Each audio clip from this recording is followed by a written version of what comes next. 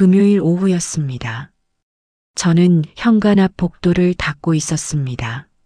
무릎을 꿇고 걸레질을 하고 있었으니 인기척이 들렸을 때 처음엔 고개도 들지 않았습니다. 정 여사님이 오시나 보다 했습니다. 그런데 발소리가 달랐습니다.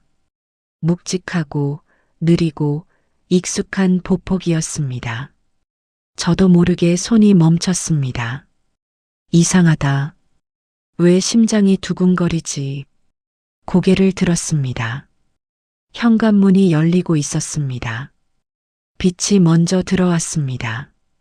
그 뒤로 키가 큰 남자의 실루엣이 보였습니다. 짙은 색 코트, 한 손에 든 서류 가방, 그리고 문을 잡으며 고개를 숙이는 그 동작이 저는 숨을 들이켰습니다. 왜 저렇게 낯익지? 남자가 고개를 들었습니다. 그 순간 세상이 멈췄습니다. 저는 걸레를 쥔 손도 무릎도 숨도 모두 잊었습니다. 눈앞에 있는 얼굴이 보였습니다. 그 얼굴이 제가 장례를 치른 제 남편 최인수의 얼굴과 똑같았습니다. 이마의 선, 코의 각도, 왼쪽 눈끝에 아주 작은 주름, 입술을 꾹 다무는 그 습관까지. 내가 지금 무엇을 보고 있는 건가? 남자가 저를 내려다보며 말했습니다. 일어나세요. 바닥이 차갑습니다. 목소리, 낮고 조용하고 다정하지 않지만 거칠지도 않은 그 목소리. 저는 그 자리에서 일어나지 못했습니다. 다리에 힘이 들어가지 않았습니다. 가슴이 쿵 내려앉으면서 눈물이 날 것 같았습니다. 여보. 남자는 잠시 저를 바라보더니 아무 말 없이 안으로 들어갔습니다. 저는 그가 사라진 복도를 한참 바라봤습니다. 걸레를 아직 손에 쥐고 있었습니다.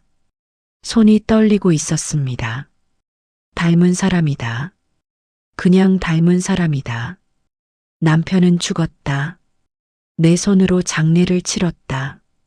그렇게 속으로 되뇌었습니다. 하지만 제 가슴은 말을 듣지 않았습니다. 심장이 아직도 쿵쿵 뛰고 있었습니다. 마치 무언가를 알고 있다는 듯이. 저는 그날 밤 처음으로 그 집에서 잠을 이루지 못했습니다. 이야기 시작 전 구독과 좋아요 부탁드려요.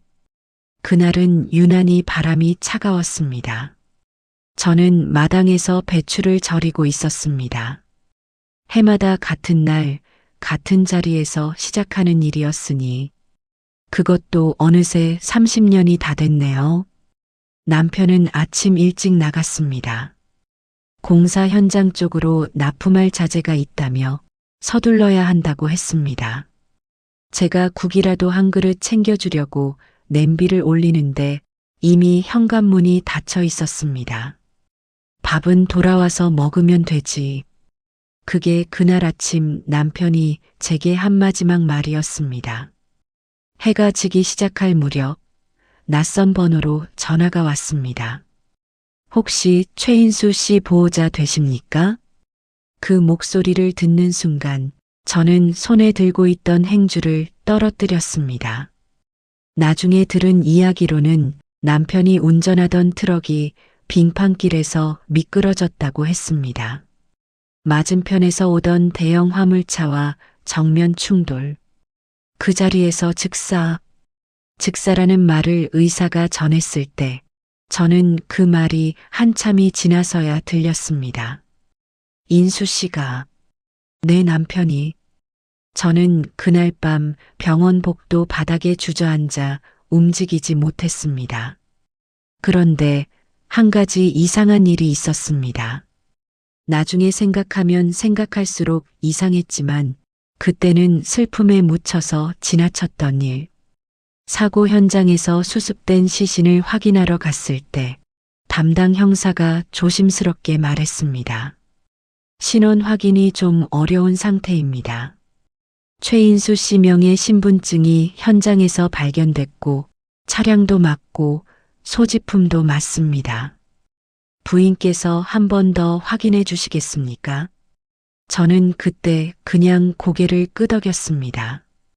눈물이 가득 찬 눈으로 형사가 내미는 유품들을 확인했습니다.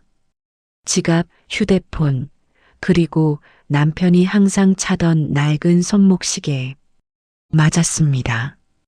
전부 맞았습니다. 그래서 저는 의심하지 않았습니다. 그게 제 첫 번째 실수였습니다. 장례는 3일장으로 치렀습니다. 저는 거기 그냥 앉아 있었습니다. 조문객이 오가도 누군가 손을 잡아줘도 저는 영정사진 속 남편의 얼굴만 바라봤습니다. 그 사진은 3년 전 여행에서 찍은 것이었습니다. 남편이 환하게 웃고 있었습니다. 평소에 사진 찍히는 걸 그렇게 싫어하더니 그날따라 찍어달라고 했었지요. 여보, 이렇게 예쁜 데서 사진 남겨놔야지. 그때는 몰랐습니다. 그게 마지막 사진이 될 줄은. 장례가 끝나고 그날 밤 혼자 방에 들어와 이불을 폈습니다. 베개에 남편 냄새가 아직 남아 있었습니다. 저는 그걸 끌어안고 아무 소리도 내지 않고 밤새 울었습니다. 남편이 없는 삶이 시작됐습니다. 막막했습니다. 인수 씨가 하던 자재 납품 일은 당연히 문을 닫았습니다. 거래처에 약속했던 납품을 못하게 되면서 위약금도 생겼습니다. 사업 자금으로 빌린 대출도 남아 있었습니다. 그리고 집에 담보가 잡혀 있었습니다. 집을 팔았습니다. 20년 동안 살던 집을, 대출을 정리하고 남은 돈은 얼마 되지 않았습니다. 저는 작은 월세방 하나를 구했습니다. 창문이 작아서 낮에도 어두운 방이었습니다. 그리고 그 방에서 두 아이를 키웠습니다. 재현이는 대학을 포기하려 했습니다. 집안 형편이 이러니 자기가 일해야 한다고. 저는 그것만은 안 된다고 했습니다. 악을 쓰고 말렸습니다.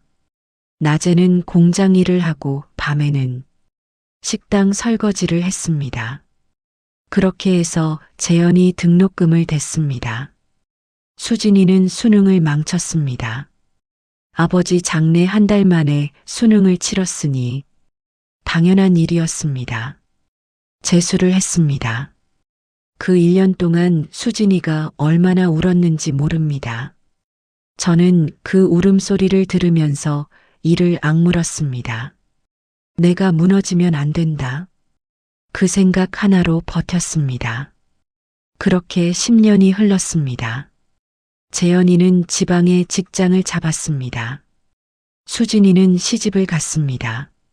아버지 없이 식장에 들어서던 날 버질로드를 사위와 같이 걸었습니다.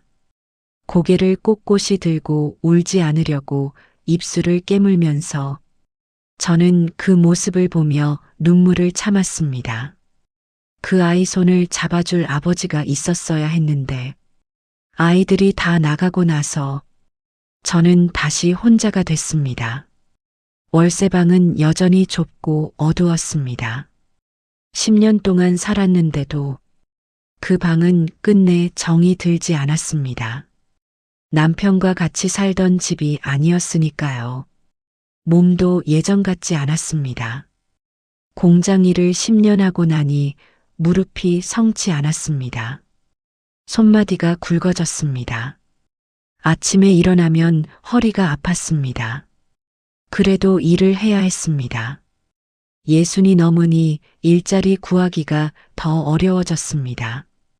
공장도 마트도 식당도 어르신 죄송하지만 나이 제한이 있어서요. 그 말을 10번도 넘게 들었습니다. 문을 나설 때마다 바람이 얼굴을 때리는 것 같았습니다. 그러던 어느 날 재현이한테 전화가 왔습니다. 엄마, 아는 분이 소개해준 자리가 있는데 무슨 일인데? 입주 가사 도우미요. 어느 회사 회장 집인데 조건이 괜찮다고 가사 도우미. 저는 그날 밤 오래 생각했습니다. 남의 집에서 남의 밥을 짓는 일. 젊었을 때 이런 신세가 될 줄 알았으면 어떻게 했을까요? 하지만 창피하다는 생각은 없었습니다. 살아야 했으니까요. 살기 위해서는 할 수 있는 일을 해야 했으니까요. 이튿날 아침 아들에게 전화했습니다. 한번 만나보자고 해줘. 소개받아 찾아간 집은 서울 북쪽 고급 주택가에 있었습니다. 처음 대문 앞에 섰을 때 저는 걸음을 멈출 뻔했습니다. 담장만 해도 저 살던 월세방 2칸은 됐습니다. 안으로 들어서니 넓은 정원이 있고 그 안에 2층짜리 본체가 있었습니다. 마루에 올라서니 창문 너머로 뒤뜰까지 보였습니다. 심어진 나무들이 다 자라 울창했습니다. 오래된 돈이 있는 집이라는 게 느껴졌습니다.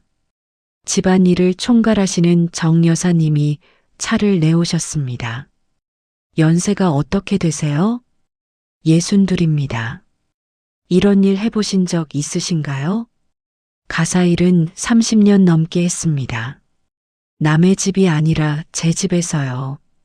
잠시 저를 보더니 정 여사님이 작게 웃으셨습니다. 솔직하시네요. 조건은 이랬습니다. 식사 준비, 청소, 빨래, 집 관리. 주거는 별채 1칸을 제공하고 월급은 넉넉한 금액이었습니다. 그리고 한 가지 당부를 하셨습니다. 이 집 어른이 계십니다. 회장님이라고 부릅니다. 지금은 오랫동안 해외에 계셔서 자주 뵙진 못하실 거예요. 조용하고 사생활을 중요하게 여기시는 분이니 그냥 일만 잘해주시면 됩니다. 저는 고개를 끄덕였습니다. 그렇게 2달이 지났습니다. 그동안 회장님을 한 번도 뵌 적이 없었습니다. 목요일 밤이었습니다. 저는 별채방에 앉아 내일 준비할 식단을 적고 있었습니다. 정 여사님이 회장님 오시기 전에 집을 더 신경 써달라 하셨으니 아침부터 서두를 생각이었습니다. 어떤 분일까?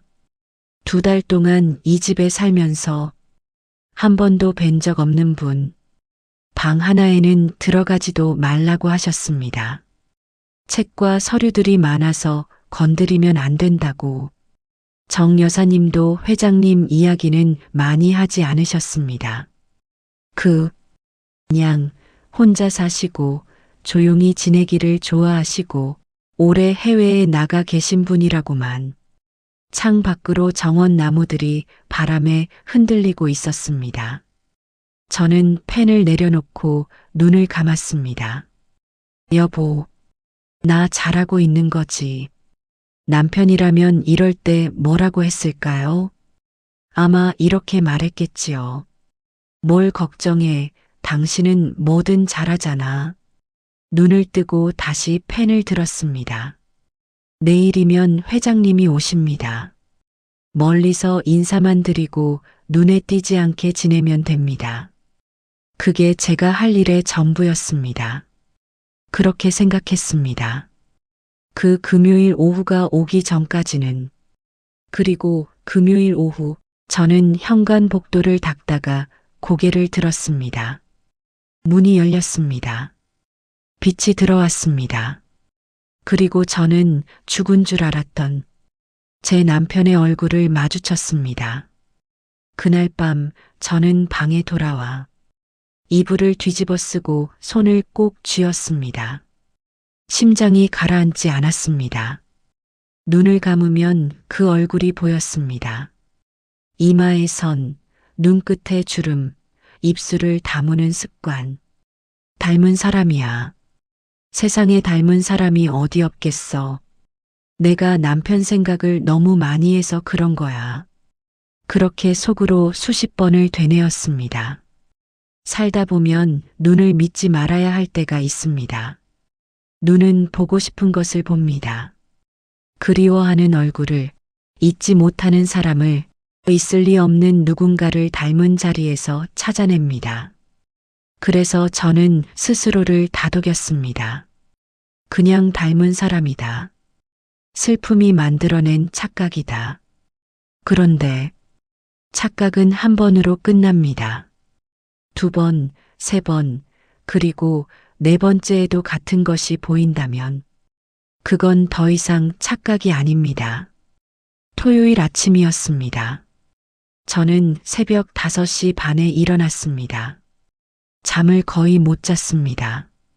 눈을 감으면 어제 그 얼굴이 보였고 눈을 뜨면 천장이 빙빙 도는 것 같았습니다. 세수를 하고 주방으로 갔습니다. 뭐라도 손을 움직여야 정신이 돌아올 것 같았습니다. 쌀을 씻고 육수를 올리고 찬장을 열어 식재료를 꺼냈습니다. 그냥 평소처럼 아무 일도 없었던 것처럼 닮은 사람이야. 그냥 닮은 사람. 혼잣말처럼 중얼거리며 도마 위에 물을 올렸습니다. 그때였습니다. 뒤에서 인기척이 났습니다. 저는 무심코 돌아봤습니다. 회장님이었습니다. 짙은 남색면 상의에 편한 바지 차림.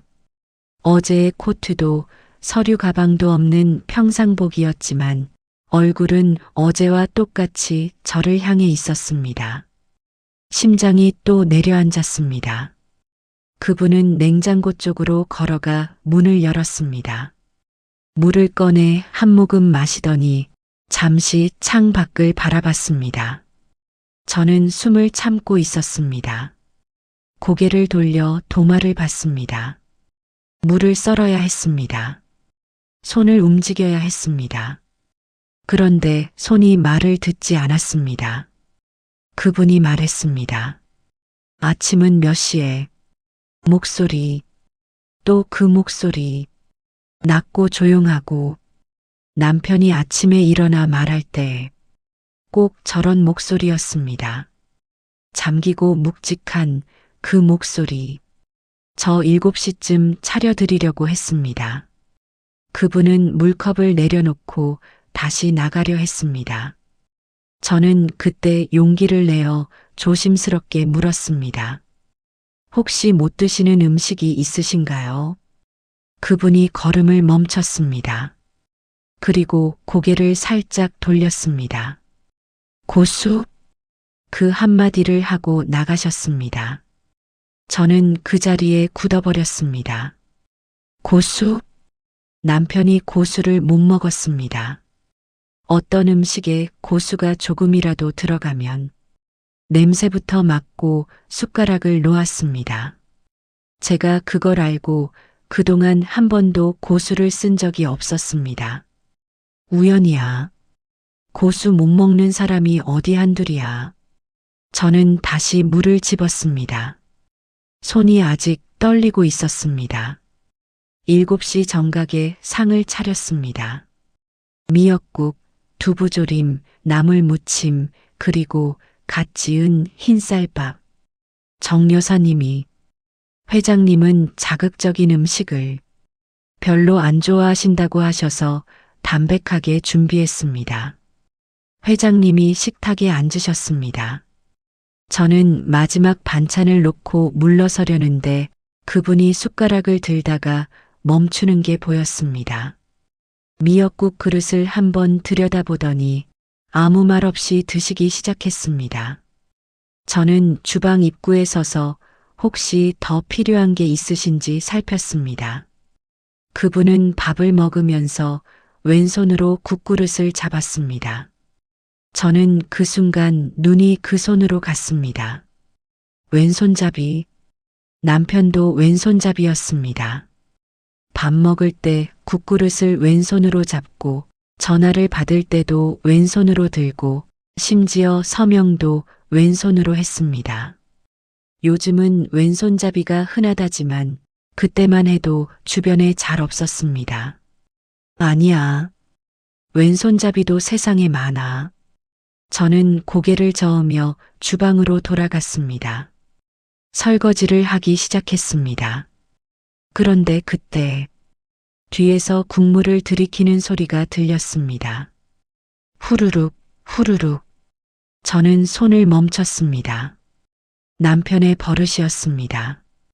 국을 꼭 그렇게 소리내서 마셨습니다. 처음엔 민망해서 조용히 드시라고 했더니 남편이 웃으면서 말했습니다. 이렇게 먹어야 맛있지. 소리가 나야 제대로 먹는 거야. 저는 물을 잠갔습니다. 귀를 기울였습니다. 후루룩. 또 났습니다. 똑같은 소리가. 가슴이 쿵 내려앉았습니다. 저는 수도꼭지를 꽉 쥐었습니다. 손에 힘을 주지 않으면 무너질 것 같았습니다. 제발, 제발 아무것도 아니어라. 오후였습니다. 저는 빨래를 널다가 정원 쪽을 봤습니다. 회장님이 나무 아래 벤치에 앉아 계셨습니다. 무언가를 읽고 계셨는데 책인지 서류인지는 멀어서 보이지 않았습니다. 저는 고개를 돌리려 했습니다. 그런데 발이 움직이지 않았습니다. 그분이 앉아 있는 자세를 저는 알고 있었습니다. 오른쪽 다리를 왼쪽 무릎 위에 얹고 등을 살짝 앞으로 기울이고 고개를 왼쪽으로 기울여 읽는 그 자세. 남편이 신문을 읽을 때 항상 그렇게 앉았습니다. 제가 수십 번 고쳐주려 했습니다. 허리에 안 좋다고, 똑바로 앉으라고. 그런데도 항상 어느새 그 자세로 돌아가 있었습니다. 저는 빨랫감을 내려놓고 그냥 봤습니다. 그분이 페이지를 넘겼습니다. 손가락 2개로 아랫부분을 집어넘기는 방식이었습니다. 남편도 그렇게 책장을 넘겼습니다. 저는 그 자리에서 눈을 감았습니다. 그만 봐. 그냥 닮은 거야. 남편은 없어. 남편은 죽었어. 눈을 뜨고 빨래를 집었습니다. 집게를 줄에 물리는데 손이 계속 떨렸습니다. 저녁이었습니다. 회장님이 서재에서 나오시다가 주방 앞을 지나쳤습니다. 저는 마침 찻잔을 닦고 있었습니다. 차 한 잔 부탁합니다. 예, 바로 준비해 드리겠습니다. 뜨거운 물을 붓고 찻잎을 담아들고 서재 문 앞에 섰습니다. 노크를 했더니 들어오라고 하셨습니다. 서재는 책으로 가득했습니다. 천장까지 닿는 책장에 빼곡한 책들, 큰 책상 위에 펼쳐진 서류들. 저는 조심스럽게 들어가 책상 가장자리에 찻잔을 올려놨습니다. 감사합니다. 그분이 고개를 들지 않고 말씀하셨습니다. 서류를 보면서 왼손으로 찻잔을 당기셨습니다. 그 순간이었습니다. 셔츠 소매가 약간 올라가면서 왼쪽 손목이 보였습니다. 저는 숨이 멎었습니다. 손목 안쪽, 엄지손가락 아래쪽, 길이로 따지면 1cm 남짓 되는 작고 옅은 흉터, 반달 모양의 흉터였습니다. 저는 그 흉터를 알고 있었습니다. 남편이 28살 때 생긴 흉터였습니다. 공장 일을 막 시작할 무렵 기계에 쓸렸다고 했습니다. 대수롭지 않게 여기고 대충 치료를 했더니 흉터가 남았다고. 손을 잡을 때마다 손끝으로 느껴지는 그 작은 흉터를 저는 25년 동안 알고 있었습니다. 세상에 그 흉터와 똑같은 모양의 흉터를 가진 사람이 또 있을 수 있을까요? 반달 모양으로 바로 그 자리에 분명히 봤습니다. 착각이 아니었습니다. 나가봐요. 그분이 조용히 말씀하셨습니다. 아, 예. 죄송합니다. 저는 고개를 숙이고 서재를 나왔습니다. 문이 닫히는 소리가 났습니다. 저는 문 앞에 선 채로 움직이지 못했습니다. 다리가 떨렸습니다. 벽에 손을 짚었습니다. 눈앞이 어지러질했습니다. 얼굴, 목소리, 왼손잡이, 고수, 앉는 자세, 책 넘기는 방식, 국 마시는 소리, 그리고 흉터. 저는 입술을 깨물었습니다. 아무리 닮은 사람이라도 흉터까지 같을 수는 없습니다. 별채 방으로 돌아왔습니다. 문을 닫고 불도 켜지 않고 그냥 바닥에 주저앉았습니다. 어두운 방 안에서 저는 오래 생각했습니다. 최인수 당신이야? 당신이 거기 있어? 그 생각이 드는 순간 무서웠습니다. 제정신이 아닌 것 같았습니다. 죽은 사람이 어떻게 살아있겠습니까? 그것도 재벌 회장이 되어서 말도 안 되는 일입니다. 하지만 말이 안 된다고 해서 눈앞에 보이는 것이 사라지지는 않습니다. 저는 오래된 가방을 꺼냈습니다. 짐 중에 낡은 손지갑이 하나 있었습니다. 그 안에 남편 사진이 몇 장 들어 있었습니다. 불을 켰습니다. 사진을 꺼냈습니다. 여행지에서 찍은 사진, 남편이 웃고 있는 사진. 저는 그 사진을 들고 오래 봤습니다. 그리고 오늘 서재에서 봤던 그분의 얼굴을 떠올렸습니다. 같았습니다. 주름이 조금 더 생겼고 머리카락이 조금 더 새었을 뿐, 이마의 선, 코끝의 각도, 입술의 모양, 그 모든 것이 같았습니다. 사진을 내려놓고 눈을 감았습니다. 눈물이 날 것 같았습니다. 그런데 울면 안 됐습니다. 울기 시작하면 멈출 수가 없을 것 같았습니다. 만약에, 정말 만약에 당신이라면, 왜 죽은 척을 한 거야? 왜 나를 두고 간 거야? 왜 다른 사람으로 살고 있는 거야? 다음 날 아침이 밝았습니다. 저는 주방에서 밥을 하면서 마음을 다잡았습니다. 어젯밤에 오래 생각한 끝에 결론을 냈습니다. 확인해야 한다. 단 조심해야 합니다. 이 집을 잃으면 갈 데가 없습니다. 괜한 의심으로 실직하면 안 됩니다. 더구나 제 착각일 수도 있습니다. 그러니 티내지 않고 천천히 조금씩 알아가야 합니다. 그분이 식탁에 앉으셨습니다. 저는 상을 차리면서 최대한 평온한 표정을 유지했습니다. 아무것도 모르는 척 그냥 밥을 짓는 식모처럼. 잘 드셨습니까? 대답이 없었습니다. 신문을 읽고 계셨습니다. 저는 물러서지 않고 조심스럽게 한마디를 더 했습니다. 어디 불편하신 데는 없으세요? 오랫동안 해외에 계셨으니 몸이 피곤하실 것 같아서요. 그분이 신문 너머로 저를 봤습니다. 짧은 침묵이 흘렀습니다. 괜찮습니다. 그러고는 다시 신문으로 눈을 돌렸습니다. 저는 물러섰습니다. 주방으로 들어오면서 손을 꽉 쥐었습니다. 그분이 저를 봤을 때 분명히 봤습니다. 그분의 눈이 아주 잠깐, 1초도 안 되는 순간 흔들렸습니다. 그날 오후 정 여사님과 차를 마셨습니다. 평소에도 가끔 같이 앉아 이야기를 나누는 사이였습니다.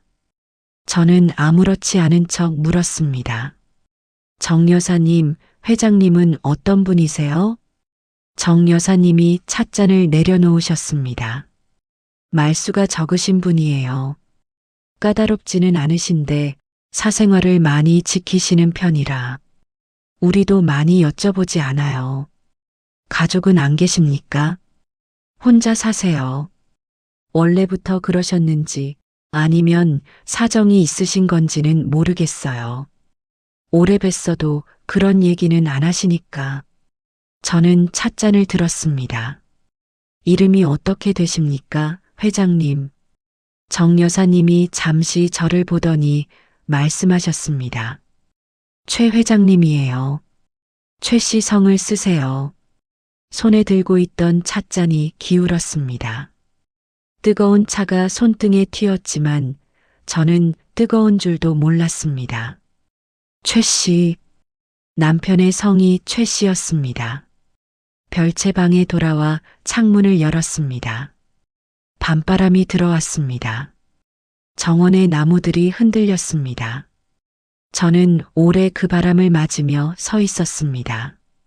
얼굴, 목소리, 고수, 왼손잡이, 자세, 흉터, 성씨. 하나는 우연일 수 있습니다. 둘도 우연일 수 있습니다.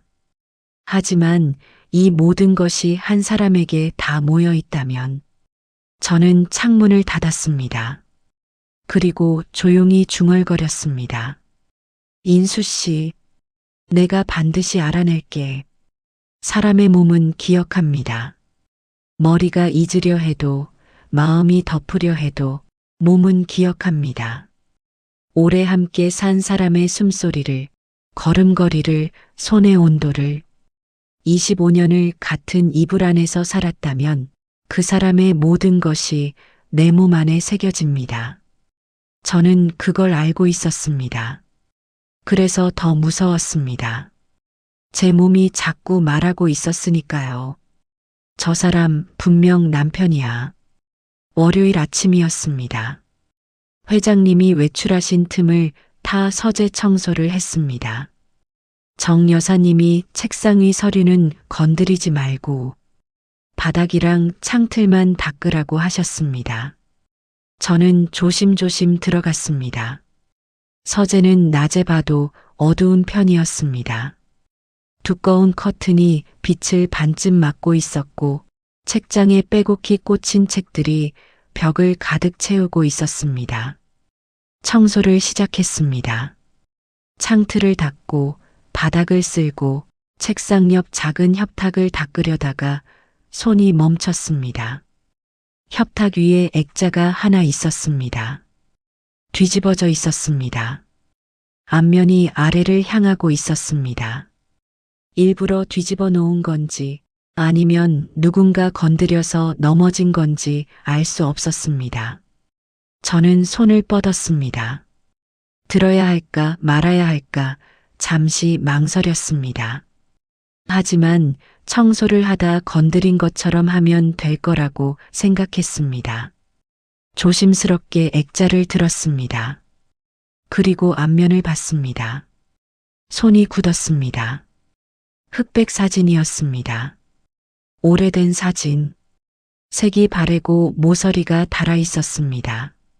젊은 남자와 젊은 여자가 나란히 서 있었습니다. 여자는 저였습니다.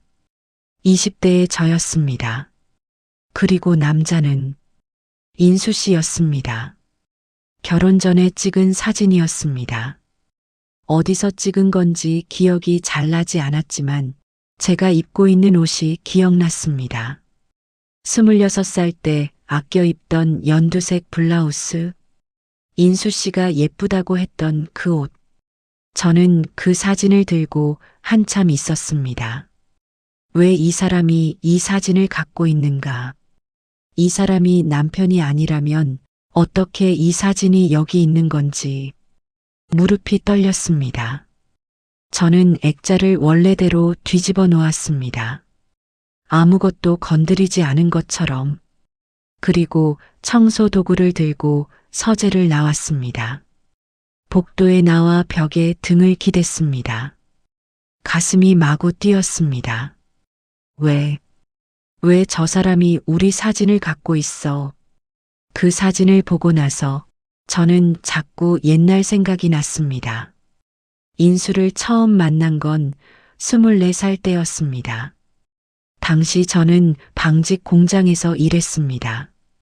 집이 가난했으니 어려서부터 일을 했습니다. 공장 기숙사에 살며 돈을 모으던 시절이었습니다. 인수 씨는 공장 옆 자재 창고에서 일했습니다. 배달 오는 날마다 마주쳤는데 그때는 별로 신경을 쓰지 않았습니다. 그냥 키가 큰 사람이구나, 음이 많은 사람이구나 정도만 알았습니다. 어느 날 저녁 퇴근길에 비가 쏟아졌습니다. 우산이 없어서 처마 밑에 서 있는데 인수 씨가 우산을 들고 나타났습니다. 같이 쓰고 가요. 그게 시작이었습니다. 인수는 솔직한 사람이었습니다. 사귀자는 말도 좋아한다는 말도 어렵게 돌려 말하지 않았습니다. 딱 2번 만난 뒤에 말했습니다. 우리 진지하게 만나봐요. 그때 그 당당함이 좋았습니다. 복잡하게 마음을 읽어야 하는 사람보다 저는 솔직한 사람이 좋았습니다. 2년을 사귀고 결혼했습니다. 형편이 넉넉지 않았지만 남편은 성실했습니다. 일을 쉬는 날이 없었고 번 돈을 헛되이 쓰는 법이 없었습니다. 한 가지 흠이 있다면 고집이 셌습니다. 한번 마음먹은 건 웬만해서 바꾸지 않았습니다. 그 고집 때문에 싸운 날이 한두 번이 아니었습니다. 하지만 그 고집이 또 믿음직스러운 면도 있었습니다. 한번 약속하면 지키는 사람이었으니까요. 그런 사람이 왜 나를 두고 떠났을까? 죽었든 아니든 간에. 그날 밤 11시가 넘었습니다. 저는 잠이 오지 않아 창문 옆에 앉아 있었습니다. 그러다 본체 서재 쪽 창문에 불이 켜져 있는 걸 봤습니다. 또 늦게까지 계시네. 처음에는 그냥 그러려니 했습니다. 그런데 얼마쯤 지나 정원으로 나와 바람을 쐬는데 서재 창문이 조금 열려 있었습니다. 그리고 낮고 조용한 목소리가 들려왔습니다. 저는 걸음을 멈췄습니다. 저는 정원 한가운데 서 있었습니다. 바람이 불었습니다. 나뭇잎이 흔들렸습니다. 어렴풋 작게 들린 그 말투, 그 짧은 말투가 또 남편과 같았습니다. 저는 별채로 돌아왔습니다. 그리고 다음 날도 그 다음 날도 밤마다 그 창문에 불이 켜져 있었습니다. 그리고 매번 같은 시간에 전화 소리가 들렸습니다. 누구에게 전화하는 걸까요? 매일 밤 같은 시간에. 그 즈음 저는 자꾸 사고 나던 날의 전날 밤을 떠올렸습니다. 그날 밤 남편이 이상했습니다. 말수가 없었습니다. 원래 말이 많은 사람은 아니었지만 그날은 유독 조용했습니다. 밥도 밥만 먹고 수저를 놓더니 거실에 앉아 멍하니 텔레비전만 봤습니다. 제가 물었습니다. 무슨 일 있어요? 아니, 어디 아파요? 괜찮아. 한참 있다가 남편이 말했습니다. 여보, 응, 내가 만약에 없어지면 당신 어떻게 할 거야? 저는 그때 그 말을 대수롭지 않게 들었습니다. 무슨 소리야, 갑자기. 그냥, 만약에. 그런 말하지 말아요. 재수없게. 남편이 웃었습니다. 그리고 더 말하지 않았습니다. 저는 그날 밤 그 말을 잊었습니다. 그런데 사고 소식을 들은 날, 그 말이 갑자기 머릿속에서 되살아났습니다. 만약에 없어지면, 만약에 없어지면 사고가 아니었던 걸까? 저는 그 생각을 하자마자 고개를 저었습니다. 너무 어이없는 생각이었습니다. 설마 그럴 리가 없었습니다. 남편은 그런 사람이 아니었습니다. 하지만 그 말이 자꾸 귓가에 맴돌았습니다. 만약에 없어지면 수요일이었습니다. 저는 빨래를 정리하다가 멈췄습니다. 회장님 셔츠를 개는데 왼쪽 소매 안쪽에 작은 글씨가 있었습니다. 세탁소 표시인 줄 알고 가까이 들여다봤더니 그게 아니었습니다. 매직으로 쓴 글씨였습니다. 아주 작게 소매 안쪽 솔기 부분에 순 한 글자였습니다. 저는 그 글자를 봤습니다. 제 이름이 오수님입니다. 남편이 저를 부를 때 순이라고 불렀습니다. 순아, 순이, 우리 순. 제 이름을 다 부르는 법이 없었습니다. 세상에 순이라는 글자를 소매 안에 새겨 넣을 사람이 몇이나 될까요? 저는 셔츠를 내려놓았습니다. 눈물이 차올랐습니다. 꾹 눌렀습니다. 여기서 울면 안 됐습니다. 이거 당신이야? 당신이면 왜 이러고 있어? 목요일 아침이었습니다.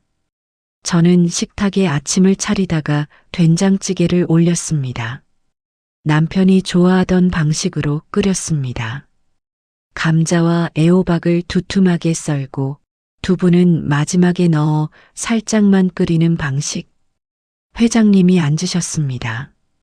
찌개 뚜껑을 열고 한번 들여다보셨습니다. 그리고 가만히 계셨습니다. 드시지를 않았습니다. 저는 혹시 잘못된 게 있나 싶어 조심스럽게 물었습니다. 입에 안 맞으십니까? 잠시 침묵이 흐른 뒤 그분이 말씀하셨습니다. 아닙니다. 그럼 어머니가 이렇게 끓이셨어요.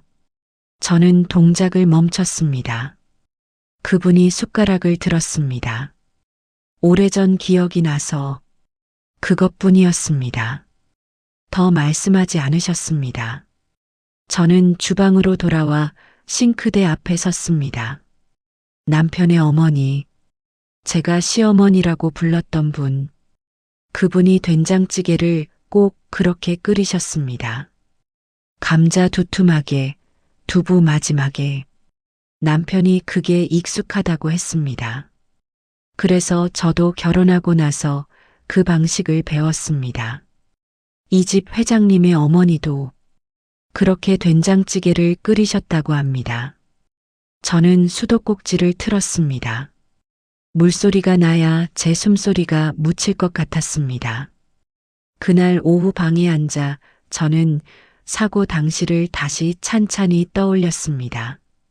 이상한 점들이 있었습니다. 그때는 슬픔에 가려 지나쳤던 것들이 첫째, 시신 확인이 제대로 이루어지지 않았습니다. 형사가 말했었지요. 신원 확인이 어려운 상태라고. 저는 유품만 확인했지 얼굴을 직접 확인하지 못했습니다. 사고가 심해서라고 했습니다. 둘째, 남편이 사고 나던 날 아침 이상하게 일찍 나섰습니다. 평소보다 2시간이나 일찍. 납품이 있다고 했는데 나중에 거래처에서는 그날 납품 약속이 없었다고 했습니다. 셋째, 사고 직후 남편 명의 통장에서 큰돈이 빠져나간 기록이 있었습니다. 재현이가 정리하면서 발견했는데 어디로 갔는지 알 수 없다고 했습니다. 저는 그때 너무 정신이 없어서 그냥 넘겼습니다. 그 세 가지가 이제 다르게 보였습니다. 만약 남편이 스스로 사라지기로 결심했다면, 가짜 사고를 꾸몄다면, 다른 사람의 신원을 이용했다면, 아니야. 저는 고개를 저었습니다. 말이 안 됩니다.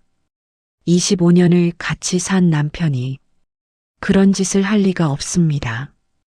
이유가 뭡니까? 이유가 없잖습니까? 금요일 저녁이었습니다. 저는 정원에서 화분을 정리하고 있었습니다. 해가 지고 어스름이 깔리는 시간이었습니다. 회장님이 정원으로 나오셨습니다. 저는 고개를 숙이고 일을 했습니다. 그런데 그분이 멀리 가지 않고 정원 가운데 서서 하늘을 올려다봤습니다. 저도 모르게 그 모습을 봤습니다. 남편이 좋아하던 시간이 바로 이 시간이었습니다.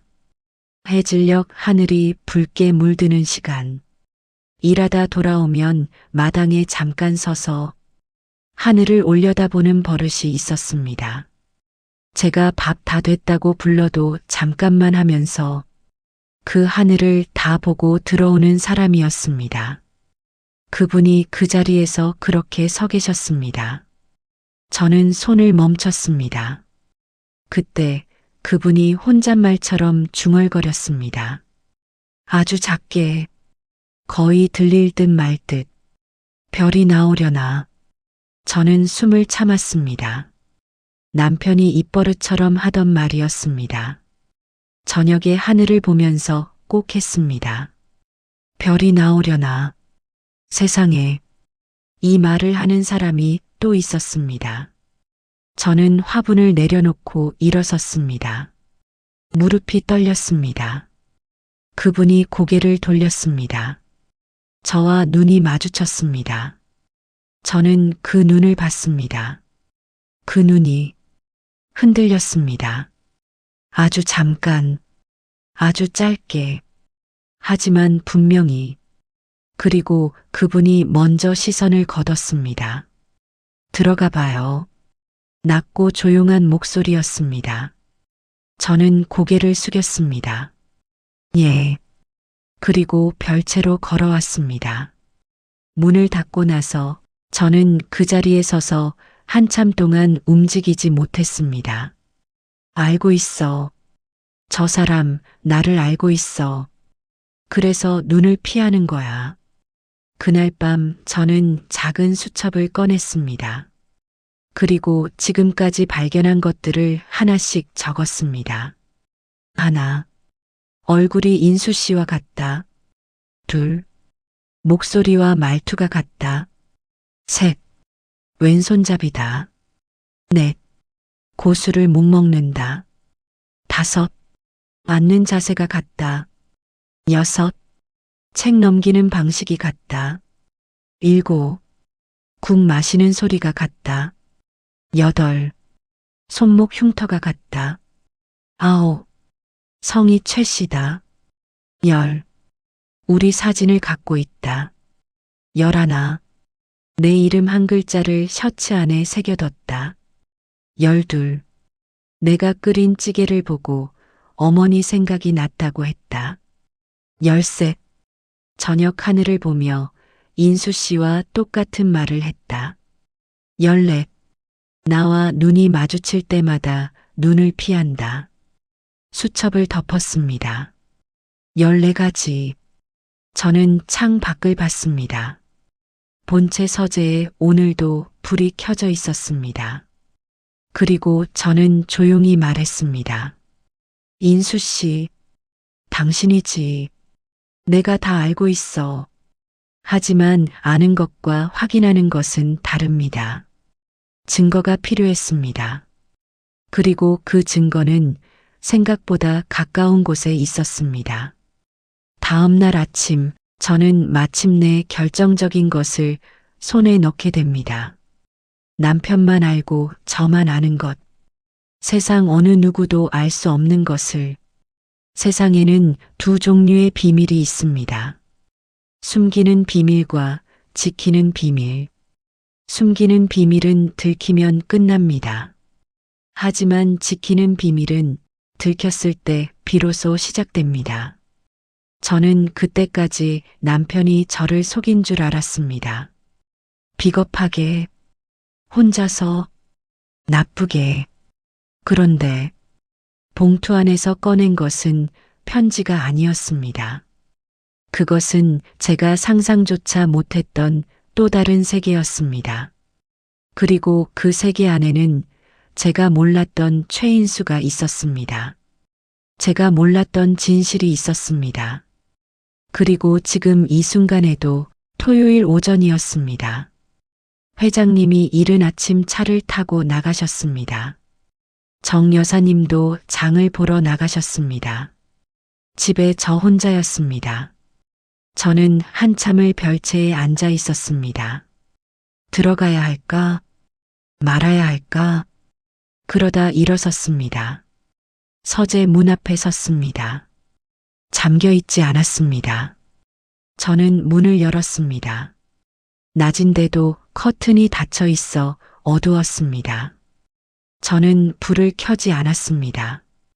창문 틈으로 들어오는 빛만으로 충분했습니다.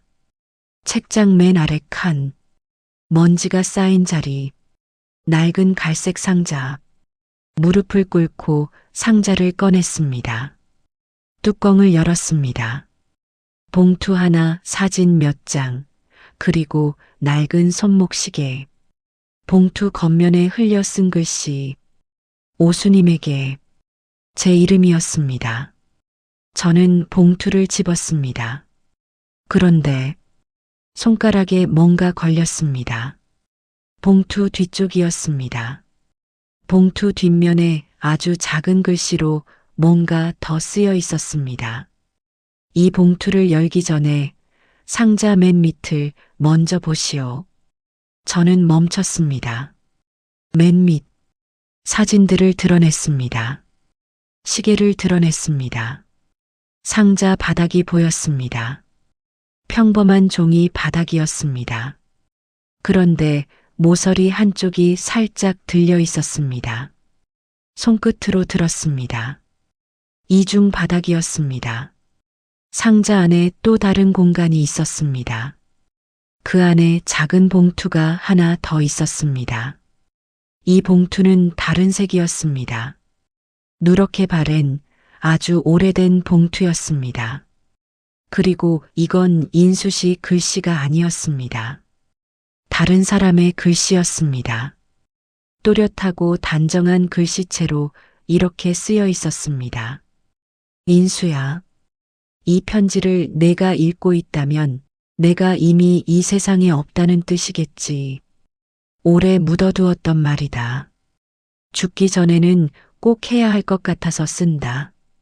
나는 젊은 시절 한성그룹 회장 한재환 집에서 운전기사로 일했다. 그 집 안주인, 그러니까 한재환의 부인 되시는 분이 마음이 여린 분이었다. 남편이 무섭고 차가운 사람이었으니 그 집안이 항상 얼음 같았다.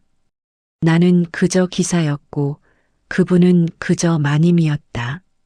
그런데 어느 해 봄 그분이 나를 찾아왔다.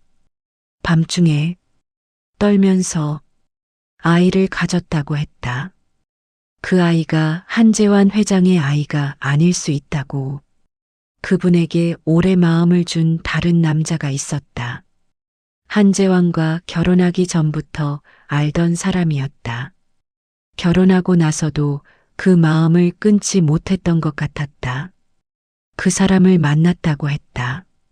그리고 아이가 생겼는데 아이가 태어났을 때 한재환이 자기 자식이 아니란 걸 알게 되면 자신도 아이도 살 수 없다고 했다. 그 사람의 성격을 내가 20년간 옆에서 봤으니 거짓말이 아니라는 걸 알았다. 그분이 나한테 무릎을 꿇었다. 이 아이를 살려달라고. 자기는 아이를 지울 수 없다고. 제발 키워달라고. 나는 그 아이를 키우기로 했다. 그게 너다, 인수야. 너를 데려와 내 아이로 키웠다. 평생 그 사실을 말하지 않으려 했다. 말할 이유가 없었다. 너는 내 아들이었으니까. 그런데 인수야, 얼마 전 뜻밖의 일을 알게 됐다.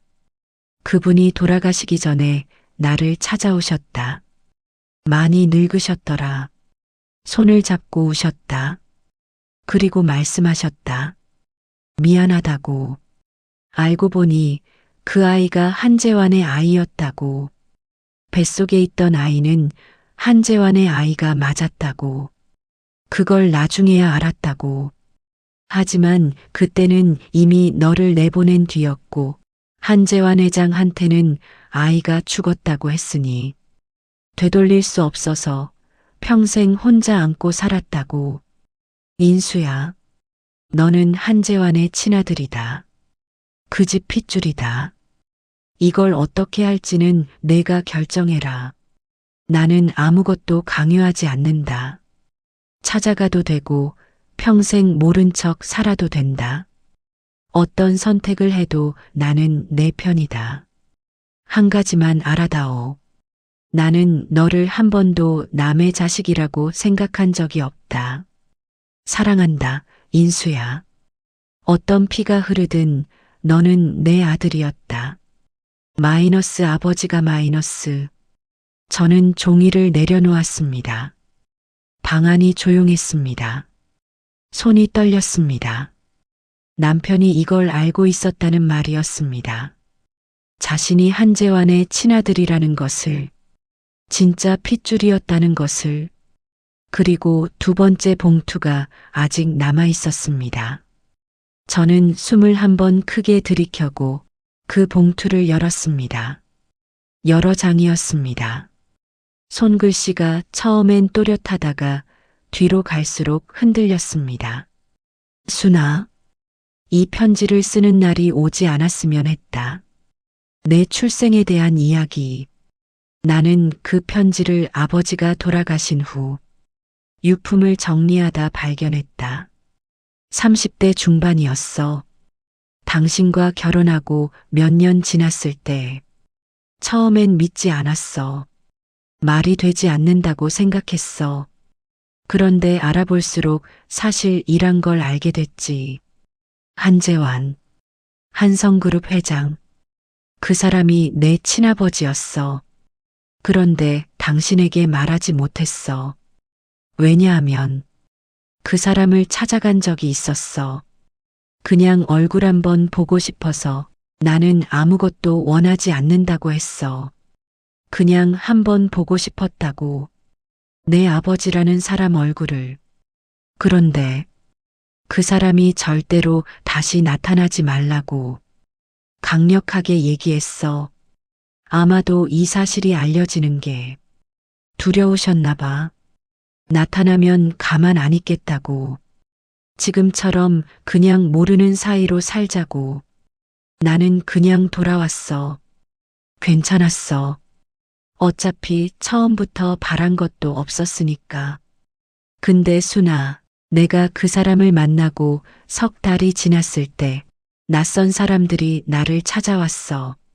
한재환이 보낸 사람들이었어. 입 닥치고 살면 된다. 하지만 만약 이 사실이 밖으로 나가면 회장님께서 가만히 있지 않을 거라고. 그들이 말한 건 나에 대한 협박이 아니었어. 우리 가족에 대한 협박. 당신과 아이들에 대한 협박이었어. 참을 수 있었어. 나 혼자 당하는 건 괜찮았어. 하지만 당신과 아이들이 다친다는 말은. 그래서 나는 오랫동안 생각했어. 내가 살아있는 한 계속 되풀이 될 일이니까.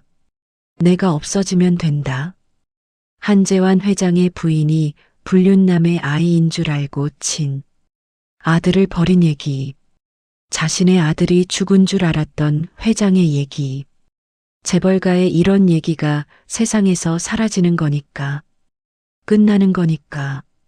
최인수가 세상에서 사라지면 그들이 더 이상 당신과 아이들을 볼모로 나를 협박하지 않아도 되니까. 그 뒤로도 몇 번 나를 찾아오는 사람들이 있었어. 혹시라도 내가 무언가를 요구할까봐 걱정이 됐었나 봐. 그때부터 오랜 시간 생각하고 준비를 했어. 당신 모르게 돈을 모으고 신분을 만들었어. 그리고 사라졌지. 꼭 다른 신분으로 성공해서 당신과 아이들을 찾으려고 했어. 순아, 정말 미안해. 그런데 다른 이야기가 또 있어. 한재환 회장이 석 달 전에 죽었어. 그리고 그 집안의 유산을 둘러싼 싸움이 시작됐어. 한 회장이 죽으면서 유 원장의 나에 대해 얘기를 한 거야. 그쪽 집안 사람들은 내가 다 죽은 걸로 알고 있는데 딱 한 사람이 알고 있었어. 내가 살아있다는 걸. 그 사람이 지금 당신 곁에 있어. 정 여사, 한재환 회장 조카 딸이야. 내가 환 회장 아들이라고 나타날까 봐. 나를 감시하러 이 집에 들어와 앉는 거야. 절대 믿지 마. 정 여사. 저는 편지를 손에서 떨어뜨렸습니다. 저는 그 자리에 굳어 있었습니다. 정 여사님, 이 집에서 2개월 동안 저한테 차를 내주고 같이 이야기를 나눴던 그분, 제가 심심하면 말벗이 돼주셨던 그분, 손이 떨렸습니다. 편지를 다시 집었습니다. 남은 부분을 읽었습니다. 정 여사의 본명은 정미숙, 한재환의 조카딸. 나를 죽은 사람으로 두면 상속 문제가 간단하다. 나를 살아있는 사람으로 두면 복잡해진다. 그래서 그녀가 원하는 건 2가지 중 하나야. 내가 상속을 포기하는 서류에 도장을 찍거나 아니면 내가 다시 진짜로 사라지거나. 순아, 내가 당신을 이 집에 부른 건 이 모든 사실의 증인이 필요해서야. 당신만이 내가 최인수라는 것을 증명할 수 있으니까. 당신 기억 속에 있는 것들이 내가 살아있다는 가장 강력한 증거니까. 하지만 당신이 이걸 알게 되는 순간 당신도 위험해질 수 있어. 제발 지금처럼 아무것도 모르는 척. 조금만 더. 지금처럼 행동해줘. 내가 준비될 때까지. 저는 편지를 손에서 내려놓지 못했습니다. 손이 떨렸습니다. 무릎이 떨렸습니다. 등줄기가 서늘했습니다. 인수 씨의 글씨가 마지막 부분에서 심하게 흔들렸습니다. 다급하게 썼다는 게 느껴졌습니다. 마치 누군가 올까봐 서두른 것처럼. 저는 다시 읽었습니다. 정미숙이 나를 없애려 하고 있어. 처음엔 상속 포기 서류를 받으려 했는데 내가 거절했어. 그러자 그녀가 다른 방법을 쓰기 시작했어. 내 주치의가 바뀌었어. 내가 요청한 적이 없는데. 새 주치의가 정미숙과 아는 사이라는 걸 나중에 알았지. 그리고 약이 바뀌었어. 처방전은 같은데 약 색깔이 달라졌다는 걸 알았지. 먹고 나면 이상하게 머리가 무겁고 손발이 저렸어. 순아, 나는 지금 무섭다. 이 편지를 숨기는 이유는 하나다. 내가 이걸 읽을 때쯤이면 내가 이미 위험한 상황일 수 있기 때문이다. 부탁이 있다. 이 편지를 읽었다면 아무것도 혼자 하려고 하지 마. 반드시 나를 먼저 찾아. 마이너스 인수 마이너스. 손이 안 떨렸습니다. 이상하게도 눈물도 나지 않았습니다.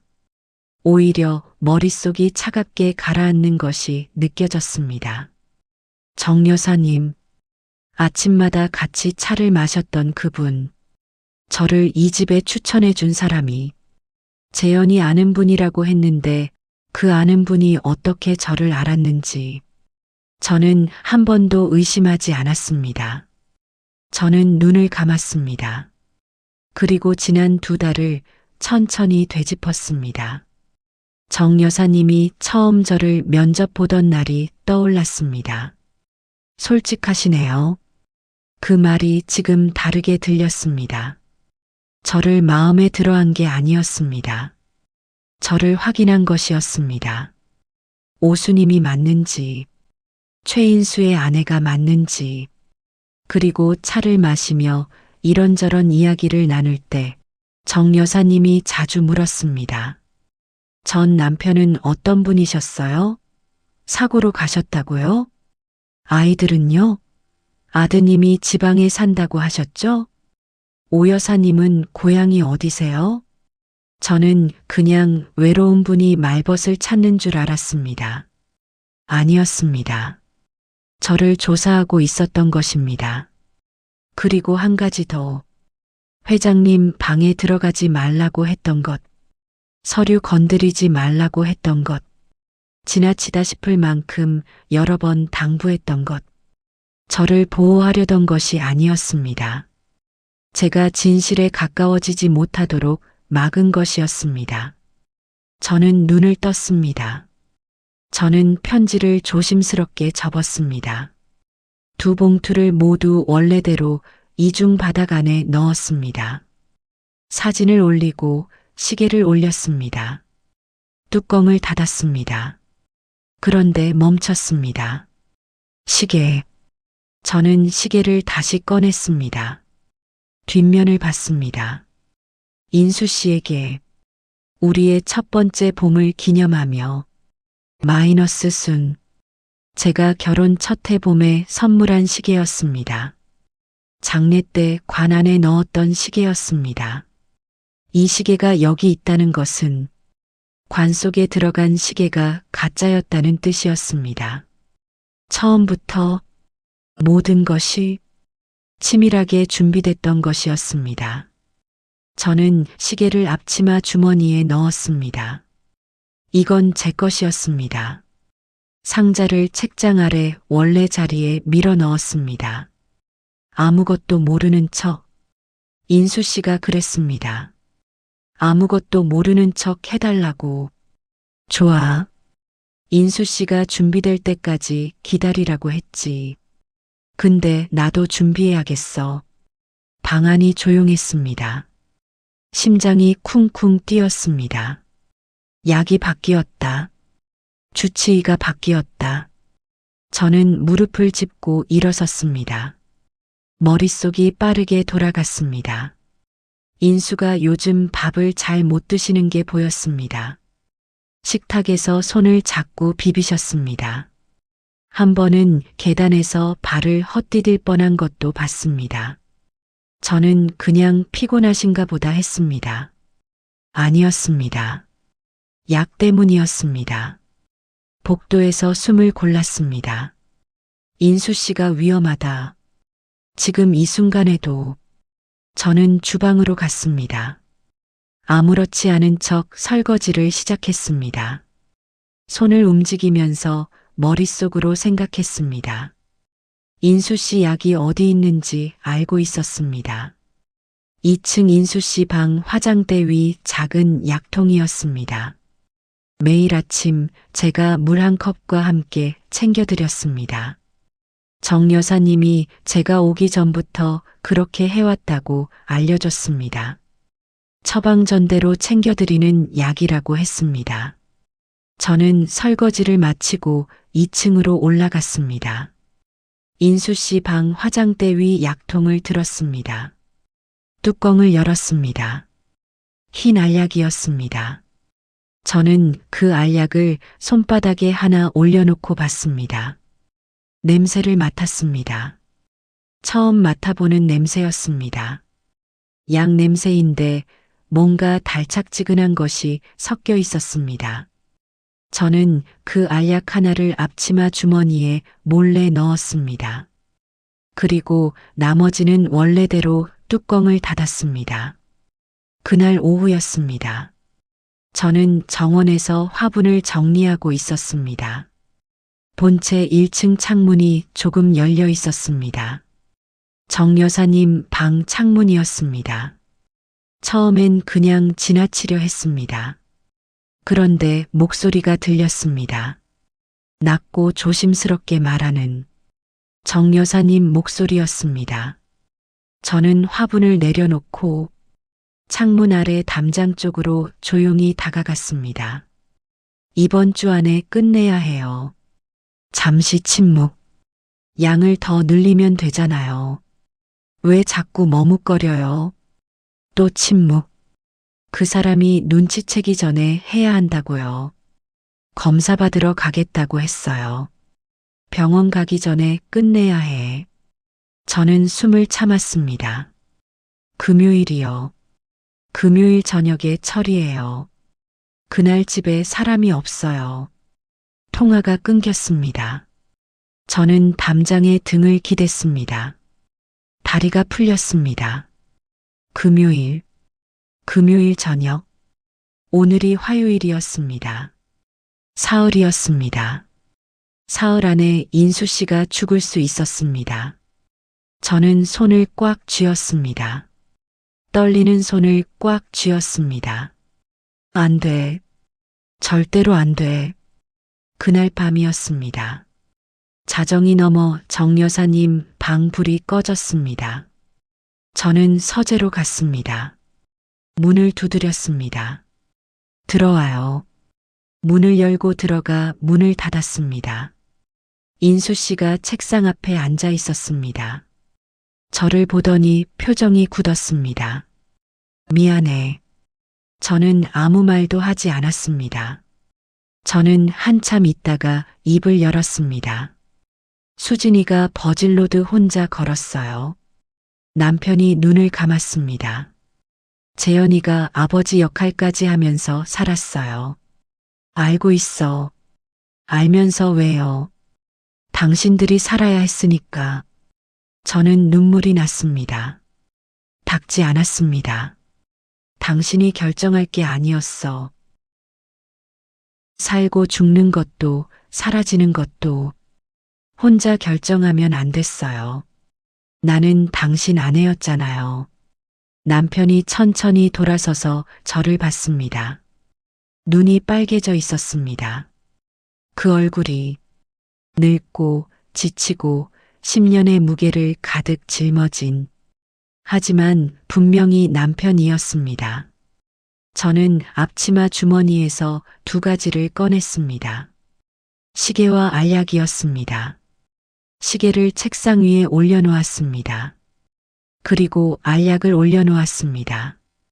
인수 씨가 시계를 봤습니다. 눈이 흔들렸습니다. 저는 조용히 말했습니다. 상자 안에 있었어요. 편지도 다 읽었어요. 인수 씨가 숨을 들이켰습니다. 그리고 이건 저는 알약을 가리켰습니다. 당신 방 화장대에 있는 약이에요. 냄새가 이상해요. 인수가 알약을 집었습니다. 그리고 천천히 내려놓았습니다. 알고 있었어. 저는 인수 씨를 봤습니다. 알고 있었어요? 약이 바뀐 것 같았는데. 그런데 확신이 없었어.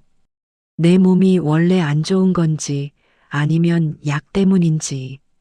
저는 숨을 골랐습니다.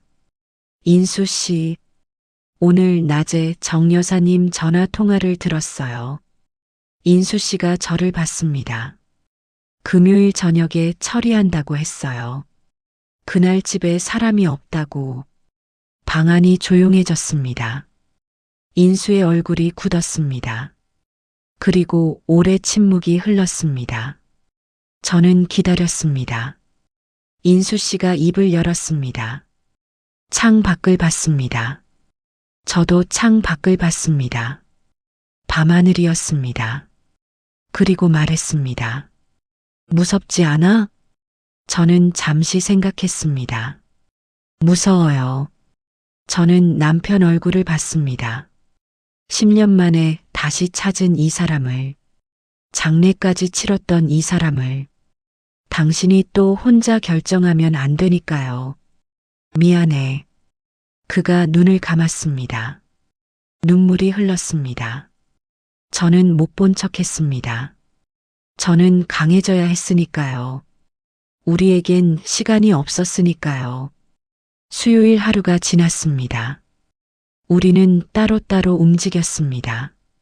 티가 나면 안 됐습니다. 인수 씨는 평소처럼 서재에 있었습니다.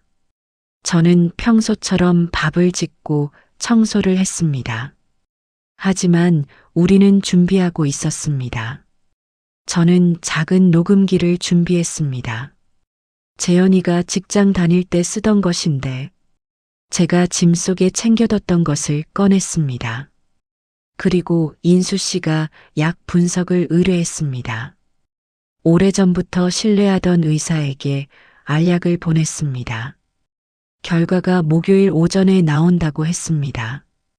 저는 매일 밥상을 차리면서 정 여사님을 봤습니다. 웃는 얼굴로 차를 내밀었습니다. 저도 웃으며 받았습니다. 우리 둘 다 알고 있었습니다. 서로가 알고 있다는 것을, 그 웃음 안에 진심이 하나도 없다는 것을. 목요일 오전이었습니다. 인수 씨가 서재에서 전화를 받았습니다. 저는 주방에서 기다렸습니다. 10분 후 인수 씨가 주방으로 왔습니다. 아무도 없는 것을 확인하고 조용히 말했습니다. 저는 고개를 들었습니다. 약 안에 혈액응고 성분이 들어있다고, 장기간 복용하면 뇌혈관이 막혀서 사망할 수 있다고. 저는 숨을 들이켰습니다. 방이 조용했습니다. 저는 손을 꽉 쥐었습니다. 내일이 금요일이에요. 경찰에 신고부터 해야 해요. 인수 씨가 고개를 끄덕였습니다. 그런데 순아, 저는 인수 씨를 봤습니다. 경찰에 가면 내가 최인수라는 게 밝혀지고 죽은 사람이 살아있다는 게 드러나는데, 저는 잠시 생각했습니다. 그리고 말했습니다. 이제는 밝혀야죠. 순아, 숨어 살던 거 이제 끝내요. 인수 씨. 남편이 저를 오래 봤습니다. 그리고 고개를 끄덕였습니다. 금요일 아침이었습니다. 저는 평소처럼 아침을 차렸습니다. 정 여사님이 식탁에 앉았습니다. 오 여사, 오늘 저녁에 친척 모임이 있어서 내가 좀 나가야 할 것 같아요. 예, 알겠습니다. 회장님 저녁은 혼자 챙겨드려요. 물론이죠. 정 여사님이 웃었습니다. 저도 웃었습니다. 정 여사님이 말한 친척 모임은 거짓말이었습니다. 집에 사람이 없도록 만들려는 것이었습니다. 저녁 6시였습니다. 정 여사님이 나가셨습니다. 인수 씨도 잠깐 외출한다고 하고 나갔습니다. 집이 조용해졌습니다. 저는 주방에서 저녁 준비를 하는 척 했습니다. 7시가 됐습니다. 현관 소리가 났습니다. 정 여사님이었습니다. 30분도 안 돼서 돌아왔습니다. 뭔가 계획이 바뀐 모양이었습니다. 저는 돌아봤습니다. 어머, 벌써 오셨어요? 모임이 취소됐어요. 정 여사님이 웃었습니다. 저도 웃었습니다. 정 여사님이 안으로 들어갔습니다. 그리고 잠시 후 뒷문 쪽으로 나갔습니다.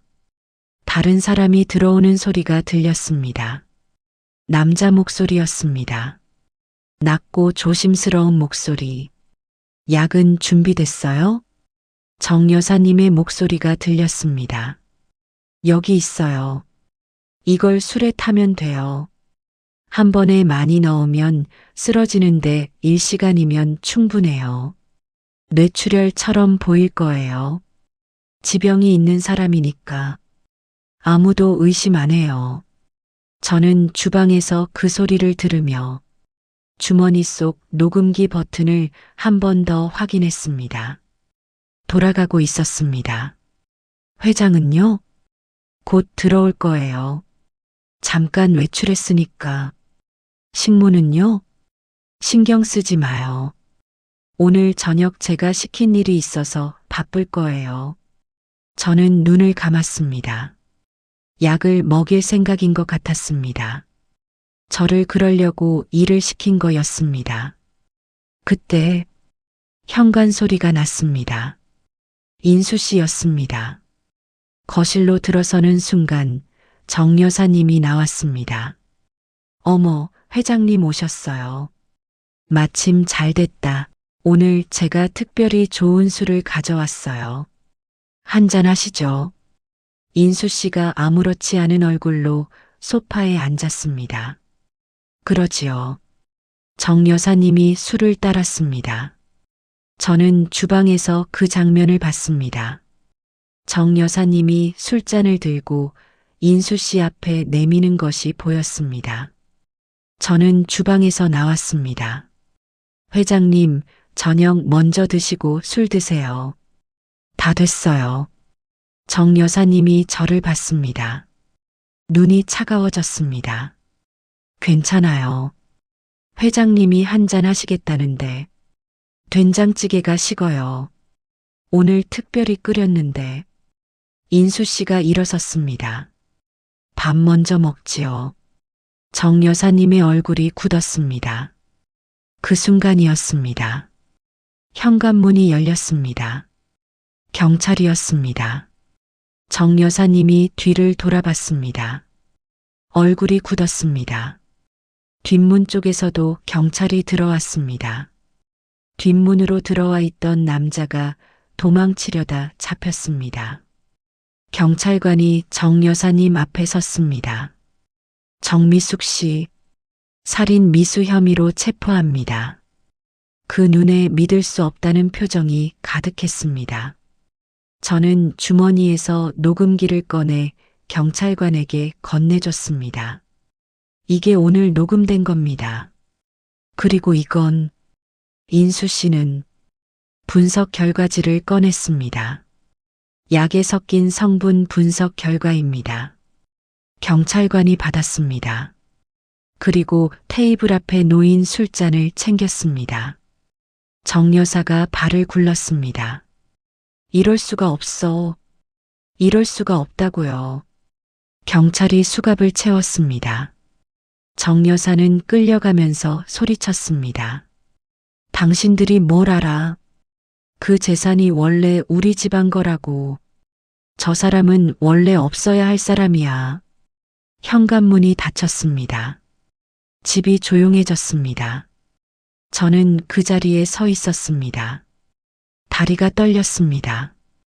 인수 씨가 옆으로 왔습니다. 아무 말도 하지 않고 옆에 섰습니다. 저도 아무 말도 하지 않았습니다. 한참이 지났습니다. 남편이 저를 봤습니다. 저는 눈물을 닦으며 말했습니다. 된장찌개 진짜 다 됐어요. 남편이 웃었습니다. 그 웃음이 26살 때 비 오는 날 우산을 들고 나타났던 그 웃음이었습니다. 경찰 조사가 끝나고 집이 다시 조용해진 것은 몇 일이 지난 후였습니다. 저는 된장찌개를 끓였습니다. 남편이 식탁에 앉았습니다. 뚜껑을 열고 들여다봤습니다. 어머니가 이렇게 끓이셨는데 저는 맞은편에 앉으며 말했습니다. 저도 당신 어머니한테 배웠잖아요. 남편이 숟가락을 들었습니다. 그리고 국을 한 모금 마셨습니다. 후루룩 그 소리가 났습니다. 저는 웃었습니다. 아직도 그렇게 마셔요. 이렇게 먹어야 맛있지. 10년이 지나도 안 변했네요. 남편이 저를 봤습니다. 당신도 안 변했어. 저는 숟가락을 들었습니다. 많이 변했어요. 어디 가요? 저는 잠시 생각했습니다. 더 단단해졌어요. 남편이 고개를 끄덕였습니다. 우리는 밥을 먹었습니다. 10년 만에 같은 밥상에서 아무 말도 없이, 하지만 그 침묵이 그 어떤 말보다 따뜻했습니다. 다음 날 아침이 밝았습니다. 저는 별채에 앉아 휴대폰을 들었습니다. 재현이 번호를 눌렀습니다. 2번 울리고 받았습니다. 엄마, 아들 목소리였습니다. 저는 잠시 말을 못했습니다. 엄마, 왜 그래? 어디 아파? 아니야, 재현아. 그럼 왜? 목소리가 이상해. 저는 눈물을 참았습니다. 엄마가 할 말이 있어서. 중요한 말. 뭔데? 너희 아버지 이야기야. 전화기 너머에서 재현이가 숨을 들이켰습니다. 아버지가 왜? 저는 천천히 말했습니다. 재현아, 아버지 살아계셔. 정적이었습니다. 10초가 지났습니다. 재현이의 목소리가 들렸습니다. 엄마, 지금 무슨 말하는 거야? 저는 눈물이 났습니다. 엄마가 다 설명할게. 긴 이야기야. 재현이가 한참 있다가 말했습니다. 엄마, 내가 지금 갈게. 재현이가 왔습니다. 수진이도 왔습니다. 저는 그 아이들 얼굴을 보는 순간 다리에 힘이 풀렸습니다. 재현이가 저를 안았습니다. 엄마, 괜찮아? 응, 엄마 괜찮아. 수진이가 눈이 벌개져 있었습니다. 어디 있어요, 아버지? 저는 고개로 서재 쪽을 가리켰습니다. 아이들이 서재 문 앞에 섰습니다. 저는 뒤에서 봤습니다. 재현이가 문을 두드렸습니다. 문이 열렸습니다. 인수 씨가 거기 있었습니다. 재현이가 아버지를 봤습니다. 아무 말도 하지 않았습니다. 그냥 봤습니다. 오래. 그리고 재현이가 말했습니다. 아버지. 그 한마디에 인수 씨가 눈을 감았습니다. 눈물이 흘렀습니다. 수진이가 먼저 달려갔습니다. 아빠. 인수 씨가 딸을 안았습니다. 재현이도 들어갔습니다. 저는 문 앞에서 그 모습을 봤습니다. 들어가지 않았습니다. 그냥 봤습니다. 그것만으로 충분했습니다. 그 후로 반년이 걸렸습니다. 법적 절차는 복잡했습니다. 사망신고 취소, DNA 친자 확인, 상속소송, 긴 싸움이었습니다. 정 여사님 측 변호사들이 여러 방법으로 막으려 했습니다. 하지만 인수 씨에게는 증거가 있었습니다. DNA 결과도 제출됐습니다. 반년 후 판결이 났습니다. 최인수는 살아있는 사람으로 인정됐습니다. 한재환의 친아들로 인정됐습니다. 상속은 법대로 정리됐습니다. 인수 씨는 상속받은 재산의 일부를 사회에 환원했습니다. 한재환이 살아있는 동안 피해를 입은 사람들에게 재현이와 수진이에게도 남겼습니다. 재현이는 오래 화를 냈습니다. 당연했습니다. 몇 달 동안 아버지와 말을 하지 않았습니다. 하지만 어느 날 저한테 전화해서 말했습니다. 엄마, 나 아버지 용서할 수 있을 것 같아. 수진이는 달랐습니다. 처음부터 울면서 안았습니다. 아버지 품에서 한참을 울었습니다. 버질로드를 혼자 걷던 그날의 눈물을 그제야 다 쏟아낸 것 같았습니다. 봄이었습니다. 정원에 꽃이 피었습니다. 저는 마당 한쪽 화단에 씨앗을 심고 있었습니다. 남편이 나왔습니다. 옆에 앉았습니다. 오래 같이 앉아 있었습니다. 남편이 말했습니다. 뭘 심었어? 상추요. 봄에 상추쌈 싸먹어야죠. 상추쌈. 남편이 웃었습니다. 예전에 우리 마당에서 상추 키웠지. 기억해요? 어떻게 잊겠어? 저는 흙을 손으로 덮었습니다. 저는 남편을 봤습니다. 봄 햇살이 그 얼굴 위에 내려앉아 있었습니다. 주름이 늘었습니다. 머리가 많이 셌습니다. 10년의 무게가 고스란히 보였습니다. 하지만 눈은 그대로였습니다. 제가 26에 처음 봤던 그 눈이 아직 거기 있었습니다. 저는 다시 흙을 팠습니다. 같이 심어요. 남편이 손을 뻗었습니다. 흙 위에 씨앗을 하나 올려놓았습니다. 봄바람이 불었습니다. 에필로그.